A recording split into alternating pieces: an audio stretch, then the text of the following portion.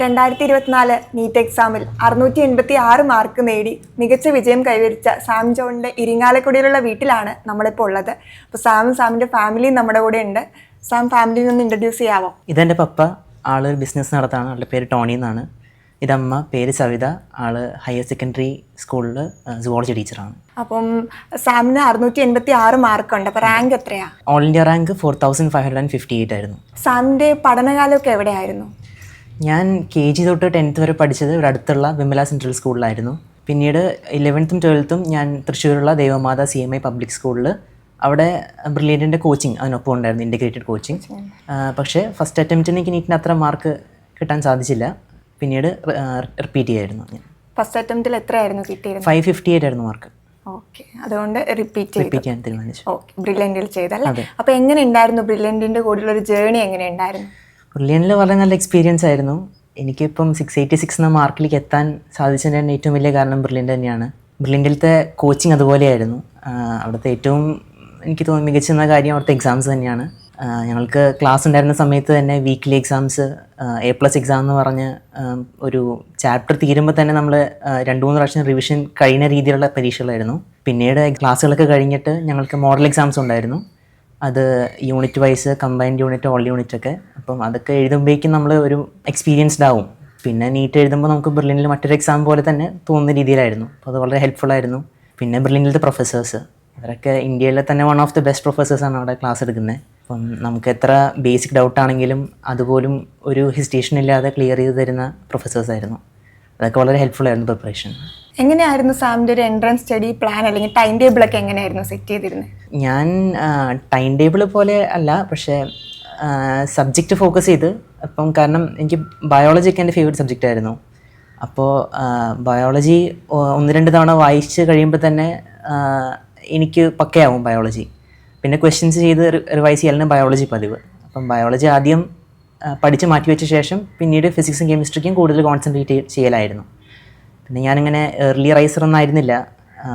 6-7 മണിക്കൊക്കെ എഴുന്നേറ്റ്, പക്ഷേ ലേറ്റായിട്ട് 11-12 മണിയിലേക്ക് പഠിക്കുമായിരുന്നു. അങ്ങനെയാണ് പഠിച്ചിരുന്നത്. ഇവർ MBBS എന്ന് പറയുന്നൊരു ഫീൽഡിലോട്ട് വരാനുള്ള റീസൺ എന്തായിരുന്നു സർ? MBBS എനിക്ക് പണ്ടേ തൊട്ട് ആളുകളെ സഹായിക്കണം എന്നുള്ള സർവീസ് മൈൻഡഡ് ആയിരുന്നു. പിന്നെ എൻ്റെ പപ്പയുടെ അമ്മയുടെ ഒക്കെ ഒരു ആഗ്രഹമായിരുന്നു എന്നെ ഡോക്ടറായിട്ട് കാണാൻ. അപ്പം എന്തുകൊണ്ട് നല്ലൊരു ഓപ്ഷനായിട്ട് ഞാൻ കൺസിഡർ ചെയ്തു MBBS. സാം മോഡൽ എക്സാംസ് എല്ലാം അറ്റൻഡ് ചെയ്തിട്ടുണ്ടായിരുന്നല്ലോ ബ്രില്യൻറ്റിന്. അപ്പോൾ ആ മോഡൽ എക്സാംസ് ഒക്കെ ഈ ഒരു ലെവലിലേക്ക് എത്തിക്കാൻ സാമിന് പറ്റിയിരുന്നോ? മോഡൽ എക്സാംസ് ഇപ്പം ബ്രില്യൻറ്റ് മോഡൽ എക്സാംസ് നടത്തുന്നത് പല ലെവലിലായിട്ടാണല്ലോ. ചിലത് ഹാർഡായിരിക്കും, ചിലത് മീഡിയം ലെവൽ, ചിലത് എളുപ്പമുള്ളതിലൊക്കെ ചില സമയത്ത് 690, 700 ഒക്കെ സ്കോർ ചെയ്തിട്ടുണ്ട്. പക്ഷെ മീഡിയം ലെവലിൽ എനിക്കൊരു ആവറേജ് മാർക്ക് തന്നെയായിരുന്നു. അപ്പം ഞാൻ പറഞ്ഞ പോലെ എക്സാംസൊക്കെ ഒരുപാട് ഹെൽപ്പ് ചെയ്തിട്ടുണ്ട് പ്രിപ്പറേഷന്. അപ്പം മോഡൽ എക്സാംസിന് ചിലതിനൊക്കെ നല്ല മാർക്ക് കിട്ടിയിട്ടുണ്ട്, ചിലത് മാർക്ക് കുറഞ്ഞു. പക്ഷെ അവസാനത്തെ നീറ്റിന് നന്നായിട്ട് സ്കോർ ചെയ്യാൻ സാധിച്ചു മോഡൽ എക്സാംസൊക്കെ കാരണം. സാം ഹോസ്റ്റലിലായിരുന്നു നിന്നിരുന്നത് അല്ലേ? ബ്രില്യൻറ്റ് പഠിച്ചിരുന്ന സമയത്ത്. അപ്പോൾ എങ്ങനെ ഉണ്ടായിരുന്നു ഹോസ്റ്റൽ ലൈഫ്? എങ്ങനെ ഉണ്ടായിരുന്നു? ഞാൻ ബ്രില്യൻറ്റിൻ്റെ മുത്തോലി ക്യാമ്പസിലുള്ള D ബ്ലോക്കിനടുത്തുള്ള നടക്കൽ എന്ന് പറഞ്ഞ ഹോസ്റ്റലാണ് നിന്നിരുന്നത്. ഹോസ്റ്റൽ വളരെ നല്ലതായിരുന്നു. അവിടുത്തെ ഫെസിലിറ്റീസ്, ഫുഡായിക്കോട്ടെ, പഠിക്കാനുള്ള സ്റ്റഡി ഹാൾ ആയിക്കോട്ടെ, എല്ലാം നല്ല ടോപ്പ് നോച്ചായിരുന്നു. പിന്നെ അവിടുത്തെ പിയർ ഗ്രൂപ്പും നല്ലതായിരുന്നു. കാരണം അവിടെ വരുന്നവരെല്ലാവരും MBBS നേടണം എന്നുള്ളൊരു ആഗ്രഹത്തോടെയാണ് വരുന്നത്. അപ്പോൾ എല്ലാവരും പഠിക്കുന്ന കൂട്ടത്തിലായിരുന്നു. അപ്പം അവിടെ ചുറ്റിരുന്ന് പഠിക്കുമ്പം നമുക്കും ഒരു മോട്ടിവേഷനാണ് ആയിരുന്നു പഠിക്കാനൊക്കെ. ഇനി നീറ്റ് എഴുതാൻ പോകുന്ന കുട്ടികളോട് സാമിന് എന്താ പറയാനുള്ളത്? എന്താ ഒരു മെസ്സേജ് കൊടുക്കാനുള്ളത്? ഇനി നീറ്റ് എഴുതാൻ പോകുന്നവരോട് പറയാനുള്ളത്, നിങ്ങളുടെ മാക്സിമം ശ്രമിക്കുക, work hard and believe in your self. നിങ്ങൾ ചെയ്യുന്ന വർക്കിനോട് നിങ്ങൾ സിൻസിയർ ആയിരിക്കുക. നിങ്ങളുടെ പാരൻസും നിങ്ങൾക്ക് വേണ്ടി പ്രാർത്ഥിക്കുന്നുണ്ട്, നിങ്ങളുടെ ഫ്രണ്ട്സ്, നിങ്ങളെ സ്നേഹിക്കുന്നവർ നിങ്ങൾക്ക് വേണ്ടി പ്രാർത്ഥിക്കുന്നുണ്ട്. അപ്പോൾ അവരുടെ പ്രാർത്ഥനയ്ക്കൊരു അർത്ഥം ഉണ്ടാവണമെങ്കിൽ നിങ്ങൾ ശ്രമിച്ചേ തീരൂ. All the best. അതോടൊപ്പം തന്നെ സാമിൻ്റെ ഫാമിലി നമ്മുടെ ഒപ്പം ഉണ്ട്. അപ്പോൾ അവരൊക്കെ ഒത്തിരി സന്തോഷത്തിലാണ് സാമിൻ്റെ ഈ വിജയത്തിൽ. അപ്പോൾ നമുക്ക് അവരുടെ ഒരു ഫീലിങ്സും കൂടെ കേൾക്കാം. അവർക്ക് എത്രത്തോളം സന്തോഷം, നമുക്ക് അതും കൂടെ ഒന്ന് ചോദിച്ചറിയാം. സാമിൻ്റെ അമ്മയാണ്. അമ്മയ്ക്ക് എന്താ ഫീൽ ചെയ്യുന്നത്? ആരുടെയും മാർക്ക് അറിഞ്ഞപ്പോൾ ഒത്തിരി സന്തോഷം അല്ലേ? സന്തോഷം ഉണ്ടായിരുന്നു. കാരണം നമുക്ക് ഫസ്റ്റ് ടൈം അവനെ അറ്റംപ്റ്റ് ചെയ്തപ്പം അത്രയും സ്കോർ വന്നില്ലായിരുന്നു. നമുക്കൊരു ടെൻഷൻ ഉണ്ടായി, ഇനി ഇങ്ങനെയാണ്. പക്ഷെ അവൻ കോൺഫിഡൻ്റ് ആയിരുന്നു. ഞാൻ ഇനി ഒരു വർഷം അത് ബ്രില്യൻറ്റിൽ ഞാൻ പഠിച്ച് ഞാനത് നേടിയെടുക്കും എന്നുള്ള കോൺഫിഡൻസ് ആയിരുന്നു നമുക്കുള്ള ധൈര്യം. പിന്നെ എൻ്റെ ചേട്ടനും ഇതുപോലെ തന്നെ ബ്രില്യൻറ്റിൽ തന്നെ പഠിച്ച് പാസ്സായി ഇപ്പം GMA'നൊക്കെ ക്ലിയർ ചെയ്ത ആളാണ്. അപ്പോൾ നമുക്ക് ആ ഒരു എന്താ പറയുക ധൈര്യം നമുക്ക് എപ്പോഴും ഉണ്ടായിരുന്നു. അപ്പം നമ്മുടെ 2 കുട്ടികളും, ഇത് 2 പേരെ ഉള്ളത്, 2 കുട്ടികളും ഇതിലൂടെ കടന്നു പോയി എന്നുള്ളത് നമുക്കൊരു സന്തോഷമുള്ള കാര്യം തന്നെയാണ്. എല്ലാ മെൻറ്റേഴ്സും വളരെ നല്ലത് തന്നെയാണ്. കാരണം ഏതെങ്കിലുമൊക്കെ എക്സാമിനൊക്കെ മാർക്ക് പറയുമ്പോഴും നമ്മൾ ചിലപ്പോൾ ചീത്ത പറയുന്നുണ്ടാവും, പക്ഷെ ഒരിക്കലും അവിടെ നിന്ന് ഇങ്ങനെ ഫോഴ്സ് ചെയ്തിട്ട് ഇതെന്തുകൊണ്ട് മാർക്ക് കുറഞ്ഞു അങ്ങനെ പിള്ളേർക്കൊരു എന്താ പറയുക ഒരു ഹരാസ്മെൻ്റ് ഒന്നും അങ്ങനെയൊന്നും ഉണ്ടായിട്ടില്ല. ഇപ്പോഴും സപ്പോർട്ടീവായിട്ട് നിന്നുണ്ട് അവർ. ആളെങ്ങനെയാ പഠിക്കുന്ന കാര്യത്തിലൊക്കെ എങ്ങനെയാ?